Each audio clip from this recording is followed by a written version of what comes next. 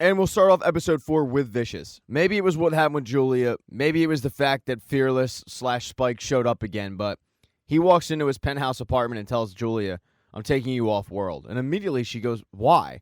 And it's because Vicious is planning on starting a war with the Elders. Julia, however, thinks this is a terrible idea. Because if they end up losing this war, they have nowhere to go. So what she suggests is a coup. Banding together with the other capos and just taking out the leadership. Vicious tells her the eunuch is weak, he'd never turn on them. And that's when Julia says, but Mao, she's power hungry.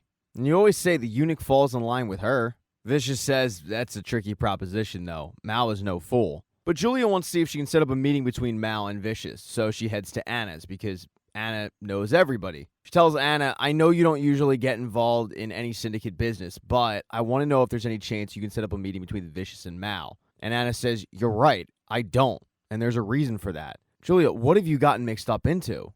And Julia just tells her, it's probably best that you don't know. Now, back to the Cowboys. Or I should say, Cowgirl. Faye Valentine is in her ship, applying makeup, looking all dolled up, and practicing an introduction, although she's giving a bunch of fake names. One of them is, hello, my name is X12345SSY. So I guess her parents were Elon Musk and Grimes. But then she ends up coming to her senses and realizes she probably should just go with the Faye Valentine moniker. She's heading to the Opera House, but it's not to see a show, it's to see a person that she's been tracking. She walks up to a guy named Mark and introduces herself, but comes clean and says, this isn't my real name, it's the name that you gave me. And Mark doesn't recognize her at all. He asks her, what exactly is this about? And she says, oh, it's about you prematurely waking up cryo-frozen amnesiacs. After that, you end up stealing their settlement money. Mark tries to play dumb, but Faye ends up slapping down a confidential case file that has her name on it. And inside, it has Mark's signature. Mark was the one who gave the go-ahead to defrost Faye, but he continues to say, I'm sorry, I think you're mistaken. She angrily says to him, you targeted me. You knew I'd wake up all scared and confused. How the hell do you sleep at night, scumbag? He then tells her you probably need to speak with one of our attorneys, but she decides to pull out her own attorney. It's a gun, and she points it at his dick. That certainly gets his attention. He nervously asks, what do you want from me? And she says, oh, you? Not much, because I know you're just the inside man. I want the bitch who took my identikit. They gave her all my belongings before they woke me up. So you're going to call Whitney Haggis Matsumoto, you know, that bitch you let con me into thinking she was my mother, and you're going to tell her that you found another amnesiac to scam. After that, you're going to set up a meeting. So Mark ends up pulling out his cell phone and calling this Whitney Matsumoto. He tells her that he's got a big fish and they want to meet. But as they're talking, a bunch of radical terrorists end up bursting into the opera house and holding everybody hostage. They're big-time environmentalists. And Faye doesn't really have time for this, but she doesn't really have a choice. She does, however, get really upset when they end up grabbing Mark and holding him as a hostage. They end up making their spiel, but they show they really aren't playing games when they release this spore grenade. And when you breathe in the spores from the grenade, it ends up turning you into a tree. One by one, people in the opera house start turning into trees. The environmentalists, realizing that this isn't really going the way they thought it was, end up heading to ships. Faye Valentine ends up heading after them because she can't let Mark and mainly his cell phone get away. But as she makes her way out of the opera house, she sees that these environmentalists are stealing her ship. And before she can do something about it, it's gone. So now she needs a ride. And she ends up tracking down Spike and Jet Black in a restaurant, telling them everything that happened to her. But the way she gets them interested in it is because she knows that these are going to be wanted criminals. It just hasn't hit the wire yet. And she has an inside drop on where they'll be because they stole her ship and she can track it. All she needs is a ship. They end up agreeing on a 60-40 split, and they head back to the Bebop and look up this wanted environmental terrorist. And she is worth a lot. $25 million to be exact. But as they're looking at the file, they look over at Faye, and her mannerisms remind them of somebody. Somebody named the Cosmonaut. Somebody from their past. They kind of just start laughing about it, remembering the night, and then they go back to work. Never filling Faye in once on who the Cosmonaut was. Faye gets back on track, figuring out where they can intercept these terrorists, but then all of a sudden she gets freaked out because Jet Black's dog walks in, and she has never seen a dog before. She doesn't really know what to do. She says to Jet Black, I hear they're like 20, 30 million a pop. But Jet Black says it's not for sale. She then says, I hear they're pretty tasty too. And Jet Black has to tell her, he's not food. It's definitely pretty weird behavior. But as her back is turned, Spike ends up grabbing her cell phone and calling Jet Black over to a private conversation in the cockpit. He asks Jet Black, you really want to partner with this nut job? And Jet Black says, yeah, man, relax. She's going to get us these terrorists and that $25 million payday. But Spike reminds him that she was the one who screwed up the Asimov deal. Spike feels like if she screwed them then, she's going to screw them now. So Spike doesn't trust her, but Jet Black is willing to give her the benefit of the doubt. But the two here are rumbling, and Spike's hunch ended up being the correct one, because when they look outside of the cockpit, they see Faye Valentine in Spike's ship with Jet Black's dog taking off. She went to go try to track down Mark herself. She doesn't really care too much about the bounty. She cares more about getting her identity kit. But what she finds is Mark had been turned into a tree. Luckily for her, his cell phone wasn't damaged and she is able to grab it. Unfortunately for her, she didn't disarm all the tracking devices in Spike's ship.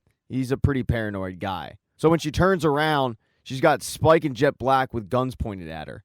And now Spike definitely doesn't trust her at all. They take her back to the Bebop, and the way that she's looking at him, they once again mention how she reminds them of the cosmonaut, and they start laughing about it. But they still won't fill her in on what happened with the cosmonaut. Faye Valentine asks, what are you guys going to do with me? And Jet Black ends up handing her food and telling her to eat. And Spike takes exception to that, saying, she lied to us, she stole my ship, she stole your dog, and now you're feeding her? And Jet Black tells him, we need her. These terrorists are a crew of 4 well-armed criminals. We have a better shot of bringing them in if we work together. After a little back and forth, Spike ends up giving up and saying, fine. But he turns to Faye and says the 60-40 split is now in our favor. Faye Valentine tries to bargain with them and say, all right, that's fine if you tell me who the cosmonaut is. But that's when Spike says, now it's 70-30.